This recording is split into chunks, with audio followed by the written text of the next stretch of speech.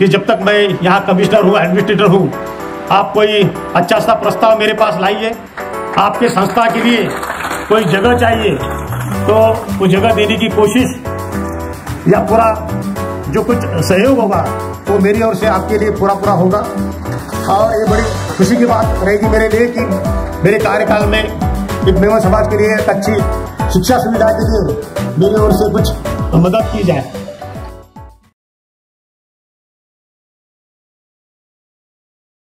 राजनीति, आंदोलन, किसान, करप्शन, गरीबी, इन सभी मुद्दों पर आवाज उठाएगा अब तक न्यूज इंडिया। सत्ता के आगे जब भी सवाल कमजोर पड़ने लग जाए तो सवाल उठाने पड़ते हैं।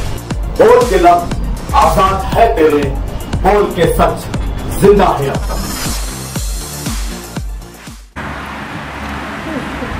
मालेगांव शहर के मेमन जमात बिरादरी की ओर से आज जो ये प्रोग्राम रखा गया है, जिसमें हाल ही में जो एग्ज़ाम हुए एसएससी, एचएससी और नीट के, इसमें जो बच्चों ने टॉप सक्सेस पाया है उनका अभिनंदन करना है, कांग्रेचुलेट करना है। इस प्रोग्राम के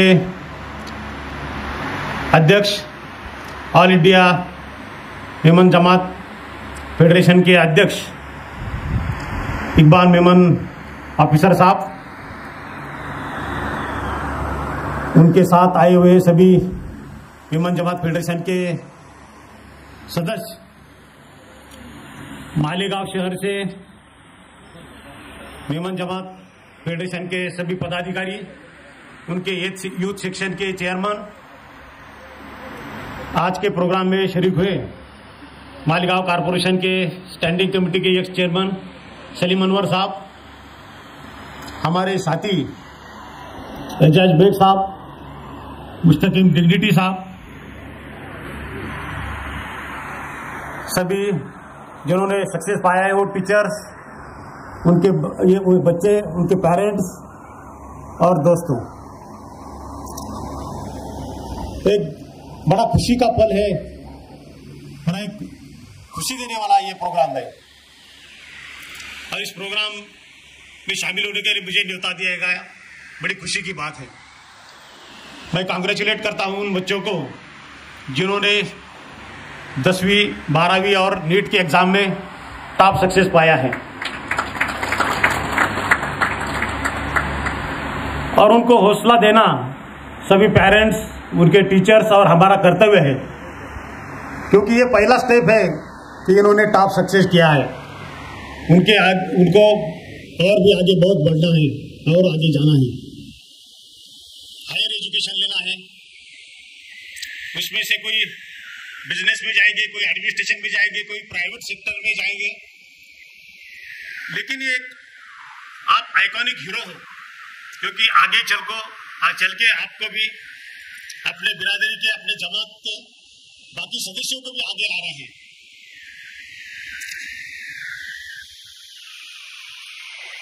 आज का जो फंक्शन है, इसमें हम देख रहे हैं कि जिन्होंने सक्सेस पाया है वो उपस्थित है, उनके टीचर्स उपस्थित है, उनके पेरेंट्स उपस्थित है, जिनको ज्यादा जरूरत है।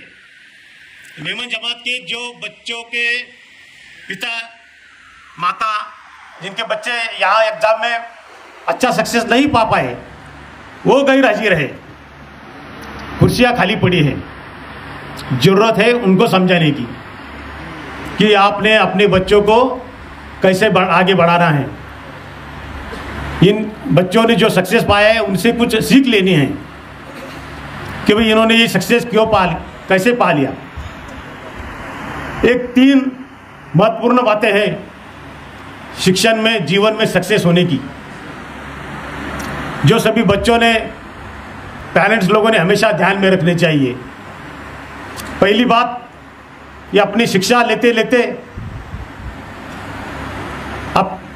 पहली बात आपने समझना है और ध्यान देना है अपने हालात पे, किन हालात में हमने शिक्षण लिया है, हमारे पिता माता ने हमें कौन से हालत में सिखाया है, यह अपन को ध्यान रखना है। दूसरा, हमें कठोर मेहनत करनी है। शिक्षा लेते हुए बहुत परिश्रम लेने पड़ते हैं। जिनको आगे बढ़ना चाहते हैं उनको बहुत कठिन परिश्रम लेने पड़ते हैं। और तीसरी बात, बुरी चीज़ों से हमें दूर रहना है। जो एडिक्शन है, जो बुरी बातें हैं, उनसे दूर रहना है। इसलिए क्या करना पड़ता है कि हमें हमारा ज़्यादा से ज़्यादा वक्त पढ़ाई में, स्पोर्ट्स में या दूसरी बातों में गंवाना पड़ता है। मैंने 6 महीने हुए मैं यहाँ चार्ज कमीशन का लिया हूँ, मालेगांव कॉरपोरेशन का। और मैं सबसे कहते रहा हूँ कि मालेगांव की कभी छवि सुधारना है तो 2 बातें करनी जरूरी है। एक तो एजुकेशन पे ध्यान देना जरूरी है, और दूसरे जो अपना समाज है उसके हेल्थ पे ध्यान देना जरूरी है। जो पदाधिकारी मेरे पास आते हैं, जो ऑफिशियल्स मेरे पास आते हैं, उनको सभी को मैं कहता हूँ, और ये जिम्मेदारी हमारी भी है, कॉरपोरेशन की भी है, कि ये दोनों चीज़ों पे हम ध्यान दें। प्राइवेट अस्पताल बहुत सारे हैं, लेकिन यहाँ का आवाम गरीब है, जनता गरीब है। उनको मुफ्त या कभी चार्ज में यहाँ इलाज होने चाहिए।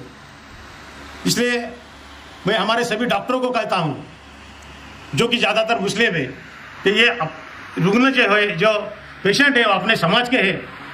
आप उनको जरा दिल से दवा दो, दिल से दुआ दो। कॉरपोरेशन की ओर से 2-3 अस्पताल भी अभी बनने जा रहे हैं। वाडी हॉस्पिटल है, अली अकबर हॉस्पिटल है, ध्यान में एक अल्पसंख्यक निधि से एक हॉस्पिटल बनने जा रहा है।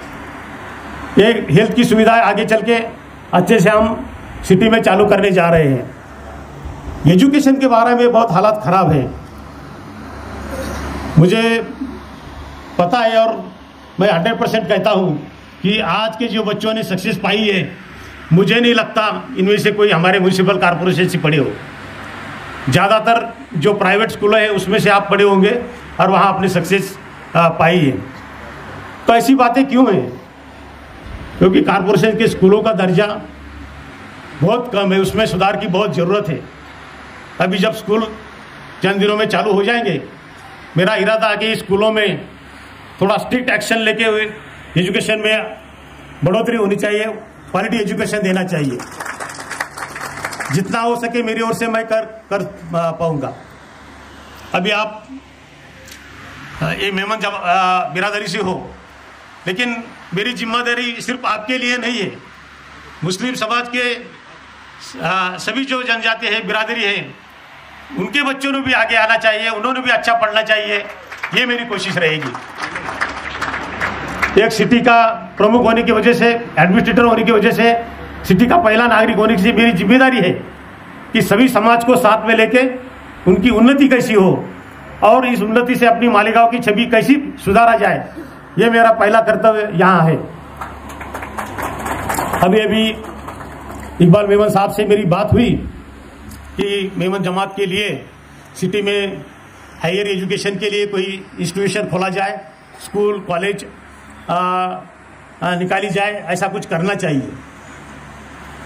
मैं उनको एक ग्वाही देना चाहता हूं कि जब तक मैं यहाँ कमिश्नर हूँ, एडमिनिस्ट्रेटर हूँ, आप कोई अच्छा सा प्रस्ताव मेरे पास लाइए। आपके संस्था के लिए कोई जगह चाहिए तो वो जगह देने की कोशिश या पूरा जो कुछ सहयोग होगा वो मेरी ओर से आपके लिए पूरा होगा। और ये बड़ी खुशी की बात रहेगी मेरे लिए कि मेरे कार्यकाल में एक मेमन समाज के लिए एक अच्छी शिक्षा सुविधा के लिए मेरी ओर से कुछ मदद की जाए।